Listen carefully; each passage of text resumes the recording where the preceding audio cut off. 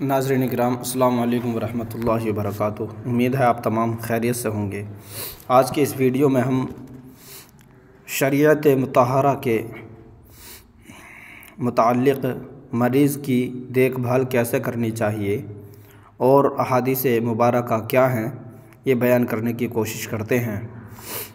مریض کی عیادت کو جانا سنت ہے، اس کی بھی بہت بڑی فضیلت ہے۔ چند احادیث کریمہ آپ حضرات کے سامنے پیش کرتے ہیں۔ جو مسلمان کسی مسلمان کی عیادت مزاج پرسی کے لیے صبح کو جائے، دیکھنے کے لیے، خیر خبر کے لیے، تو شام تک اس کے لیے 70,000 فرشتے استغفار کرتے ہیں، اس کی مغفرت کی دعا کرتے ہیں۔ اور شام کو جائے تو صبح تک 70,000 فرشتے استغفار کرتے ہیں اور اس کے لیے جنت میں ایک باغ ہوگا۔ ترمذی شریف کی حدیث ہے۔ دوسری حدیث ابن ماجہ کی، جب تو مریض کے پاس جائے، آقا نے فرمایا، تو اس سے کہہ کہ وہ تیرے لیے دعا کرے کہ اس بیمار کی دعا فرشتوں کی دعا کی مانند ہے۔ یعنی جو شخص بیمار ہوتا ہے وہ دل سے دعا کرتا ہے اور اس کی دعا فرشتوں کی دعا کی طرح ہوتی ہے۔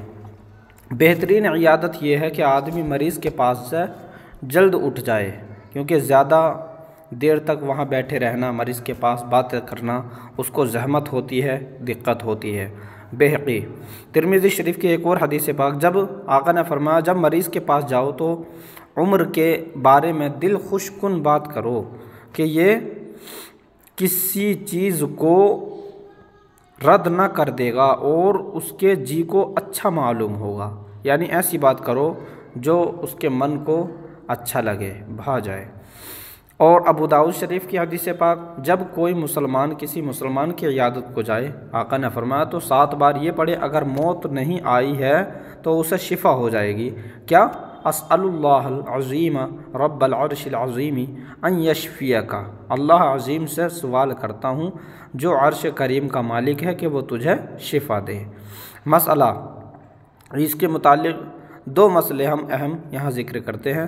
مریض کی عیادت کرنا سنت ہے، ہاں اگر معلوم ہے کہ عیادت کو جائے گی تو اس بیمار پر گرا گزرے گا تو ایسی حالت میں نہ جائے اور کوشش کرے کہ اس سے تعلقات میں جو تلخی پیدا ہو گئی ہے وہ ختم ہو جائے۔ کہ رسول اللہ صلی اللہ علیہ وسلم نے فرمایا کہ مومن یعنی کسی مسلمان مرد عورت کے لیے یہ حلال نہیں کہ دوسرے مسلمان کو 3 دن سے زیادہ چھوڑ دے۔ اگر یعنی 3 دن سے زیادہ کسی سے ناراض نہیں رہنا چاہیے۔ اگر 3 دن گزر گئے، ملاقات کر لے اور سلام کرے، اگر دوسرے نے سلام کا جواب دے دیا تو ثواب میں دونوں شریک ہو گئے، اور اگر جواب نہیں دیا تو گناہ اس کے ذمہ ہے اور یہ شخص چھوڑنے کے گناہ سے نکل گیا۔ ابو داؤد شریف۔ ہاں اگر اس جانے والے میں کوئی ایسی برائی پائی جاتی ہے جو شرعاً بھی برائی ہے اور اس نے اسی وجہ سے اس سے قطع تعلق کر لیا ہے تو آدمی کو خدا و رسول کی رضا جوئی کے لیے توبہ کرنا اور اس برائی سے بچنا چاہیے کہ بندے بھی خوش رہیں اور خدا و رسول بھی راضی رہیں۔ مان لو ہم کسی کے پاس جاتے ہیں اور وہاں ہماری عزت خراب ہونے کا اندیشہ ہے، یا دوسرا ہماری برائی کرے گا یا ہم کو دکھ تکلیف پہنچائے گا تو جانا نہیں چاہیے، ضروری نہیں ہے۔ عیادت کو جائے اور مرض کی سختی کو دیکھے تو مریض کے سامنے یہ ظاہر نہ کرے کہ تمہاری حالت خراب ہے، نہیں، اور نہ اس طرح سر ہلائے جس سے حالت کا خراب ہونا سمجھا جاتا ہے۔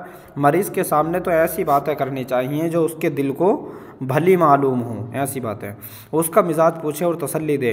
حضور صلی اللہ علیہ وسلم کی عادت کریمہ یہ تھی کہ جب کسی مریض کی عیادت کو تشریف لے جاتے تو یہ فرماتے لا باسا طہورا انشاءاللہ تعالی، یعنی کوئی گھبراہٹ کی بات نہیں، انشاءاللہ تعالی یہ مرض گناہوں سے پاک کرنے والا ہے۔ ہماری جو خواتین اکثر ماں اور بہنیں ہیں، آج کل اگر کسی بیمار کو دیکھتی ہیں، کسی کی پریشانی کو دیکھتی ہیں، مریض کو دیکھتی ہیں تو ان کے پاس میں جا کر اس طرح کی باتیں کرنے لگتی ہیں کہ بالکل حقیقتاً اس کو نزع کا وقت آنے والا ہے، یا اس کے دل کو دکھا دینے والی باتیں کرتی ہیں۔